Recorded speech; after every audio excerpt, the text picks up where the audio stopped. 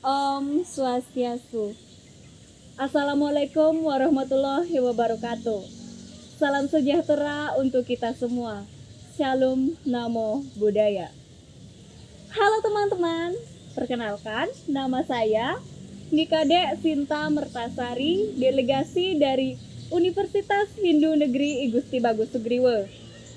Kali ini saya akan membawakan cerita yang sangat menarik sekali yang berjudul Dalam Balingkang. Cerita Dalam Balingkang sudah sangat melegenda, khususnya di daerah Bali. Nah, seperti apa cerita dari Dalam Balingkang? Beginilah ceritanya. Di sebuah hutan yang luas, wilayahnya membentang dari pantai utara Bali hingga ke pegunungan Kintamani. Masyarakatnya yang bertani tinggal berjauh-jauhan antara satu dengan yang lainnya. Sering terjadi pertengkaran dan perebutan wilayah di antara mereka, dikarenakan mereka tidak memiliki seorang pemimpin yang berwibawa. Hingga pada suatu ketika datanglah sekelompok warga yang bertemu dengan Ide Betara Jambudwipa.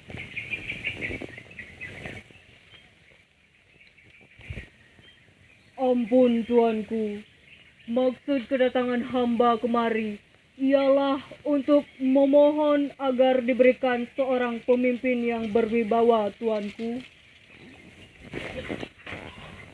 Begitulah kata salah seorang warga yang datang ke istana. Baiklah rakyatku, aku akan mengabulkan permohonan kalian, jawab Ide Betara Jambudwipa.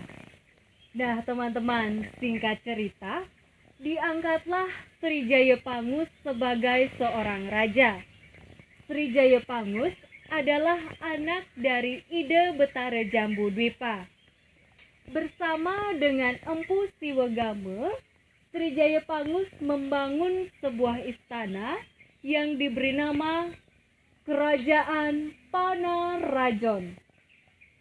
Kerajaan tersebut dibangun dengan asas agama dan undang-undang pemerintahan. Dalam waktu yang singkat, masyarakat di Kerajaan Panarajon sudah bisa menikmati kehidupan yang aman, damai, dan sejahtera. Tak seorang pun yang berani melawan Sri Jayapangus yang menjadi suri teladan. Nah teman-teman, singkat cerita, datanglah seorang pedagang Cina bersama dengan putrinya yang berdagang di wilayah Kerajaan Panarajon. Pedagang Cina tersebut bersama dengan putrinya yang bernama Putri Kang Cingwi. Putri Kang Cingwi adalah sosok seorang putri yang sangat cantik. Siang dan malam hari, masyarakat di Kerajaan Panarajon tak henti-hentinya memperbincangkan putri Cina tersebut.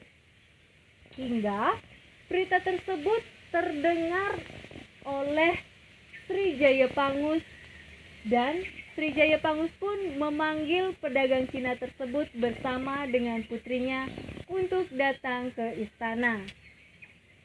Nah, singkat cerita, Sri Jayapangus bersama dengan Empu Siwagama, mereka melakukan perundingan dikarenakan Sri Jayapangus meminta agar dinikahkan dengan Putri Kang Cingwi.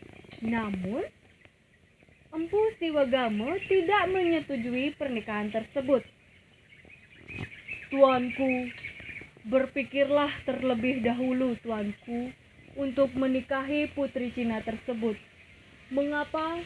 Karena putri Cina tersebut memiliki agama Buddha tuanku, sedangkan kita beragama Hindu tuanku.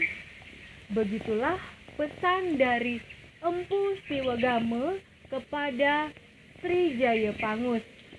Namun, Sri Jayapangus tak menghiraukan pesan dari Empu Siwagama dan tetap melangsungkan sebuah pesta pernikahan bersama dengan Putri Kang Chingwi. Nah teman-teman, singkat cerita, digelarlah sebuah pesta pernikahan yang sangat megah sekali. Namun apa yang terjadi? Di tengah pesta pernikahan yang sangat meriah, hujan mulai turun dan angin mulai berdatangan dari segala penjuru. Dan apa yang terjadi? Kerajaan Panorajan akhirnya runtuh dan dipindahkan ke wilayah yang lainnya yang diberi nama Balingkang. Kata Balingkang terdiri dari dua kata, yaitu Bali dan Kang. Jadilah Balingkang. Masyarakat di kerajaan tersebut memanggil rajanya dengan sebutan Dalem Balingkang. Setelah lama menikah, Sri Jayapangus dan Putri Kang Chingwi belum juga dikaruniai seorang anak.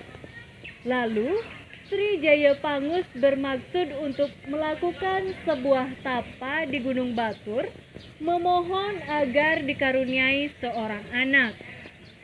Lalu, di tengah perjalanannya, Sri Jayapangus bertemu dengan seorang dewi.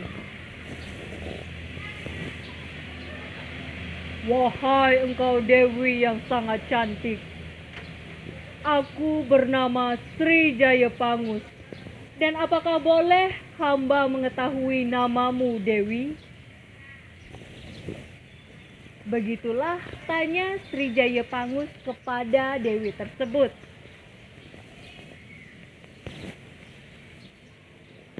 Boleh, tuanku. Aku bernama Dewi Danu, tuanku. Begitulah kata Dewi Danu kepada Sri Jayapangus. Dan apa yang terjadi? Singkat cerita, Dewi Danu dan Sri Jayapangus menikah secara diam-diam tanpa pengetahuan Putri Kang Chingwi. Dari pernikahannya tersebut lahirlah seorang anak yang diberi nama Maya Denawa. Setelah lama ditinggal oleh suaminya, Putri Kang Chingwi sangat merasa gelisah. Lalu Putri Kang Chingwi menyusul Sri Jayapangus yang sedang melakukan tapa di Gunung Batur. Di tengah perjalanannya, Putri Kang Chingwi bertemu dengan sosok seorang dewi. Lalu ia mendekati dewi tersebut dan bertanya, "Wahai engkau dewi, bolehkah hamba bertanya, Dewi? Apakah engkau melihat seorang sosok laki-laki yang sedang bertapa di gunung ini, Dewi?"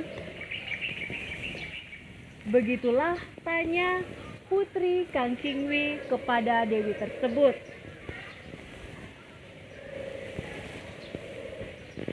"Ampun Putri, hamba tidak melihat sosok seorang laki-laki kecuali suamiku, Putri, yang bernama Sri Jayapangus."